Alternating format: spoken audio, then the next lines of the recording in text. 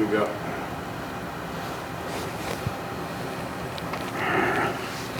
That's why they call him the Big Dipper. He's dipping in motherfuckers.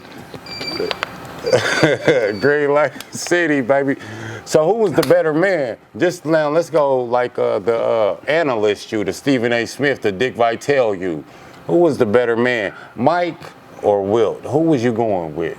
Well, you know, Who's the GOAT you look at of the Wilt. NBA? Wilt had the oversized body of that. Michael Jordan was a creator any type of way. Wilt was one that he was very skilled, you know, and he was one that we watched films on when I was young on how to rebound and kick the ball out and do things of that nature. Michael Jordan, to me, is one of the greatest players I ever seen. My guy that I loved more than Michael Jordan was Dr. J. The Doc. The Doc. All the way here. You remember when he dunked on Cooper? Michael Cooper, yeah, with the rock the cradle. You hear me? So now, coming through here, you look at Doc's hands. Doc's hands was the equivalent of a whole page. Like a phone book. Yes, sir. You know what I mean? So some would say Doc wasn't as skilled as Mike. Some would say Doc didn't know how to win much. He only won one championship in the NBA, a couple in the ABA. Well, you know, I think it was about his surrounding covers. His guys that surrounded him. If Doc had B.J. Armstrong, Cartwright, Will Perdue, Pippen, and or me, would he have got 6 like Mike did? I think we could have. If I'd have been on this team. If you would have been on this team. Exactly. I got to toot my own horn with that. With that being, I was a killer. They say Big C. Big C, did we not have Big C here? Yeah. Big C came through here and said he was the most winningest person to ever come through Indianapolis. Well, who is Big C? Big Corey Major. Big Corey C. Major is just a big booty dude that want to talk the game out. And he's okay, and I give him the praise about being a good player. Yeah. But nigga, you're not that. Was he the most winningest though? No, he's never been the most winningest nothing in this city. I'm the most winningest player in this city and this state. He wants to keep on telling everybody, but you cannot put 6 teams in one dust bowl and call yourself the most winningest player and coach or whatever in this city. Come on, nigga. I'm one team. Now keep this in mind. I got to be fair. Big C said who did he say the best player he ever seen play was? Gerald Lewis. Yeah. Well, I respect that of him, but I ain't taking back the shit about him putting 5 and 6 teams in a dust bowl to win. Is Nut out there getting paid? Nut is great to one point. He's just a skinny little dude that can kill you quietly, but nothing to me. Could Nut stop you if he was paid off and he was going for the other team? Him, Corey, none of them. Sorry about their luck. Have you seen the refs try to stop you? The refs? Was it Tommy and them? Who was it? Nobody. Nobody. I didn't see nobody stopping me. Only person could stop me was me. I would have to fuck myself up. Did you ever play with Moon? Lil Moon, what? And he was one of the best passers and creators I ever seen in my life, along with a guy named Dumas and Fly Matheny. Was that Phil Dumas? No.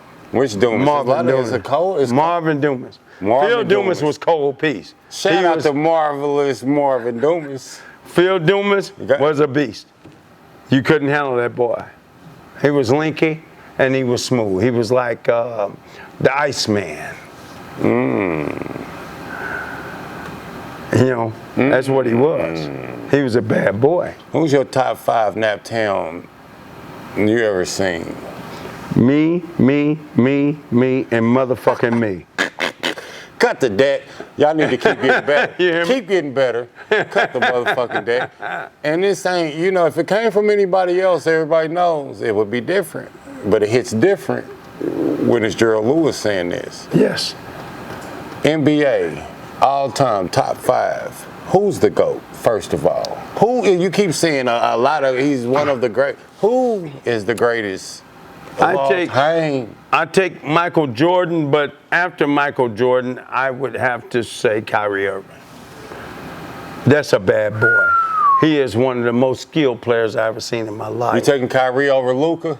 I take him over Luka. Trey. All day long. Yeah, you hear that? I take he him said all. after Jordan, Kyrie. I take him all day long. Kyrie is the most skilled player in the NBA today. Absolutely. I give him all the praise, man. I look at him, and I'm thankful to be able to watch him and his skills. What do you think it is to where he struggled in the finals? I think he went through a mental situation. I don't know whether the boy was doing whatever. I don't think his team showed up as well. Because this dude can go anytime he wants to. Did he need to smoke one before the game? Maybe, if not, he might be able to come on with me. I might have smoked one with him, which I ain't smoked in years.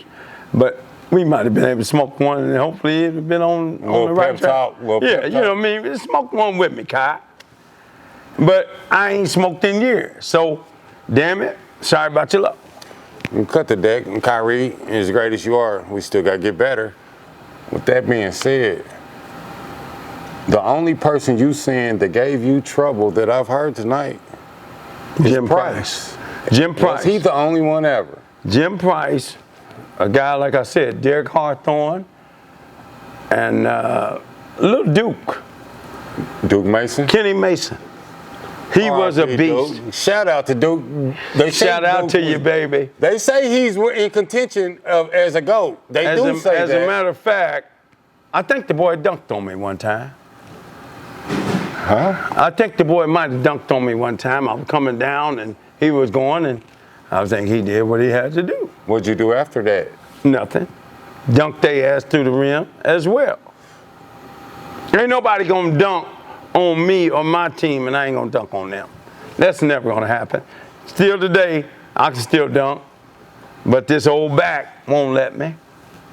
You know what I mean? I'm disabled now, so that's what it is. You got Duke, you got you got Jordan. Remember them duels with Jordan and Dominique? Yeah. Who was Jordan and who was Dominique, so we could get a gauge of who? I would who say was Duke and who I would was you? say I was Jordan, Duke was Dominic. A little bit. Duke wasn't real fancy, but he was a bad little nigga. Let's cut the deck on a rumor I've heard about you as we get ready to close this out. What I've heard, I can't confirm this, and it's just rumors. They say when you got in a big game, they say you could play good at the park, but when it came to organize, you struggled. Never have I struggled on organization and on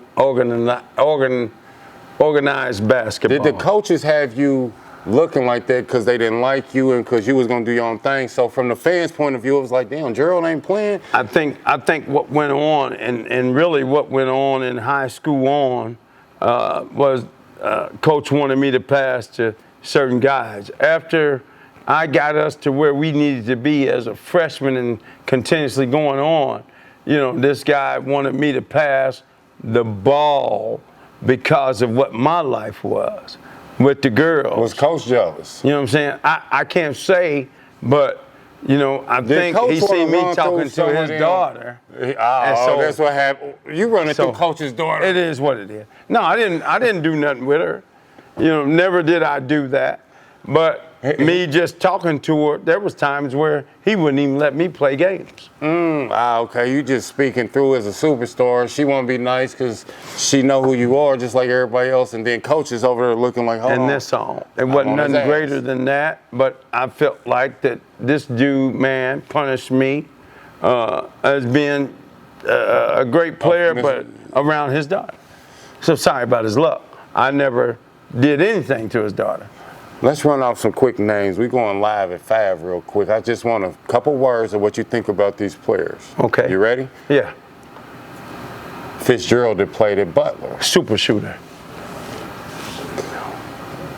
Douglas Mitchell. Nothing to me. Steve Whitty. All right. Don Carlisle.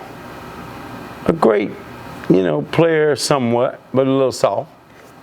He took BD 33-0 state champion. It didn't matter. He was still somewhat soft. But I respect him because, one, his size, and he knew what to do with it. He's a champion. Chris Thomas. Nothing to me. Jason Gardner. Damn sure nothing to me. I don't like that. Was my teammate. I don't like that, but I don't give a damn. I'm just telling you the truth. He wasn't shit to me. His brother was better than him. Shout out to James, R.I.P. The Fly. The Fly, Keith Matheny, R.I.P. man, was one of the greatest guys. We was at Washington Park and dunked on each other back to back about 5 times. And that's no joke. Because I said, this nigga ain't going to do this to me. But he did it. And I did his ass right back. Kevin Tracy. Kevin Tracy was pretty boy. They call him Over at Silk. Broad Ripple. Yeah. State Pretty champion. boy, but would tear your ass up in that corner. Juan Alexander. Juan was one of the strongest little mighty mouses I ever played against in my life.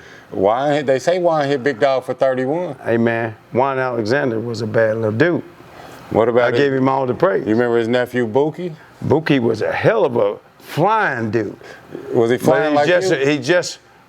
I can't say he flew like me, but he just wasn't as smart On the court as or Juan. Oh, okay. You know what I mean? Protege. It's his uncle. Juan's his uncle. Buki just wasn't as smart. That motherfucker go up now. Don't get it wrong. Don't get it twisted. He was a flying individual. Keith Brewer. Keith Brewer was, man, underrated. He would kill you quietly. Shout out to Keith. He's a real player. How about Josh Meredith? Josh Murray? A dude that you would look at and didn't think that he could go. Yeah. That would kill your ass at any given time. And I'm not saying this because of this interview. Hell with this nigga. I don't like him like that on the court. Anytime we came against each other, if we did, I wanted to fuck him up. Sorry about his luck. But this dude was a tough individual. So, hey, take it from there. You was a bad boy, and I give you the respect on that. Thank you, sir, because you always treated me like you respected me. I did. You really did. Yes, sir. You really did, and I really appreciate that, too. Yes, sir. I mean, I thank you for acknowledging that. what a true player. But I get it, and I got it why. It's because when you winning and grinning, you feeling good. You ain't got no time to be hating, so you just going to point out what's looking good around you. Exactly. Hey, you're doing your thing, you're doing your thing, you're doing your So thing. if I was on your team, how would you have pointed me out? Give him the ball. I'll be ready if you need me. You hear me? I'm going to hit the boards. Yeah. With that being said, they say you got, 22? 23 kids. Now, they're not all biological, but I believe in claiming all of mine that I've been around. And I love each and every one of mine. You know, we skate together, we play basketball together, we cook together sometimes in on the outdoors, and we have a great time. I love my children. People used to look at me and try to down me behind that. Well, you can't down a man that loves his kids, and his kids love him. There's nothing you can do about that. I don't give a damn how many you have. You know, that's a great and really, really a great, great, great feeling when you have that type of relationship with your children have that relationship with you. That's a great man, and the only way we can be something as a people is when we see who we love, whether it's ours or theirs, but we treat them like it's ours, and now they gonna do the same because you gave the example. Exactly. To close this out, when it's all said and done, who do you want to be remembered as? I want to be remembered as Gerald Lewis. I didn't want to and the people here in the city or the state to wait until I die to acknowledge me. I want you to acknowledge me and know that I'm one great man that praises God and praise people around me and pray every day and give it all up. You know, there was times where I did not do that. And there's times right now where I get selfish and be like, well, I ain't got to do it today. But guess what? I get on them knees anyway. You know, and this is the greatest thing I've learned about my life today is, man, just give it up to him and your life will be so much easier. You cannot beat him. You cannot hide anything from him. You're a great man because this is what he made you to be. It ain't what you made me to be or me made me to be. It's what he made me to be. So you take that in life, man, and you take it in strive and continue to do that. Your blessings are going to come as long as you continue to praise God. Your blessings are going to be received of you. Cut the motherfucking deck. Bet on God. With that being said, God gave me style. God gave me grace. God gave me the eyes, ears, and mouth to tell Gerald Lewis, the GOAT.